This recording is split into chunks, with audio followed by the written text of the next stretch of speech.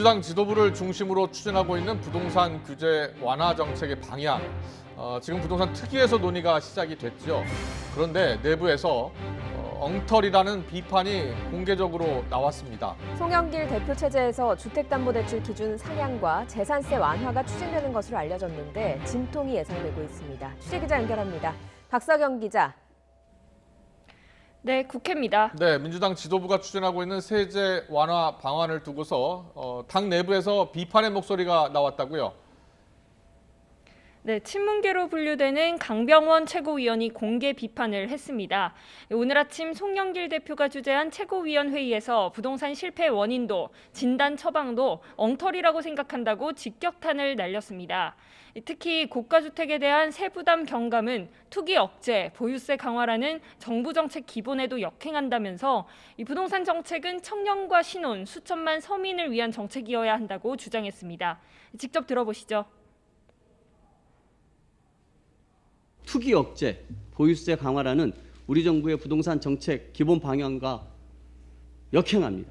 부동산 정책 실패의 원인 진단도 처방도 엉터리라고 생각합니다. 부디 우리 당의 부동산 특위가 부자들 세금 깎아주기 위한 특위가 아니길 바랍니다. 더불어민주당 지도부는 재보선 참패 이후 무주택 청년과 신혼부부를 비롯한 부동산 실소유자들에 한해 대출 규제를 완화하는 방안을 추진해왔습니다. 부동산 특위 차원에서 주택담보대출 비율, LTV를 대폭 확대하는 방안을 검토하고 다음 달 1일을 기준으로 부과되는 재산세 완화 논의도 속도를 내고 있었습니다. 하지만 이런 부동산 정책에 대해 공개적으로 반대 목소리가 나오면서 불협화음을 어떻게 조율할지가 송영길 대표의 과제가 됐습니다.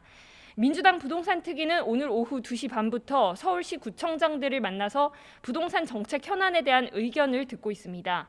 국민의힘 지도부도 첫 민생 행보로 반도체 생산 현장을 방문했습니다. 오후 2시부터 경기도 화성 삼성전자 반도체 생산 현장을 찾아 반도체 수급 상황을 확인하며 애로사항도 듣고 추후 지원 대책도 논의하고 있습니다.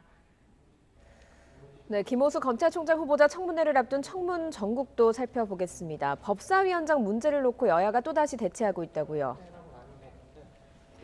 네, 김호수 총장 후보자의 인사청문 시한인 오는 26일 전에 청문회가 열려야 하는데 아직 일정은 잡히지 않았습니다.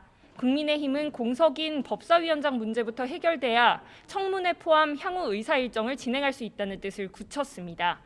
반면 민주당은 두 사안을 연계짓는 건 부적절하다며 법사위원장직은 흥정할 자리가 아니라고 선을 그었습니다. 윤호중 원내대표는 법사위원장만 고집하는 투쟁 일변도의 국민의힘은 국난 극복과 민생 회복을 위해 빨리 일해주길 바란다고 말했습니다.